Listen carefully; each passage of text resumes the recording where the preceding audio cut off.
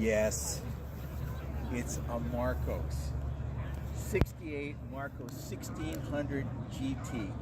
This is the last and best with the wood frame.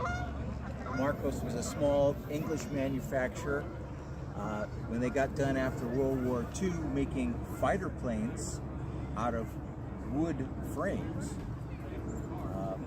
Frank Costin had to go ahead and do something else, and he said, you know what? It was so successful as an airplane, I'm going to go ahead and I'm going to try the same concept on an automobile. And this is what he did. This vehicle is fiberglass body and it has a wood frame. Thin plywood, strong monocoque type of situation where thin pieces of wood weigh nothing but add tons of strength. And it's an amazing car. It is extremely fun to drive, extremely light, great power to weight ratio. The feel from the road is just amazing. Typical British engineering of the 60s at its finest. Covered headlights, wire wheels.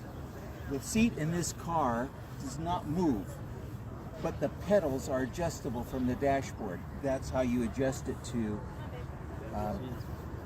your body type. The car is all stock. It came with the Webasto sunroof on it, covered headlights, front opening bonnet with a Ford 1600 cross-flow motor. And again, this thing weighs nothing. So with this little motor, this car still flies. Everything's been redone on this vehicle, head to toe. The chassis, the wood chassis has been gone through.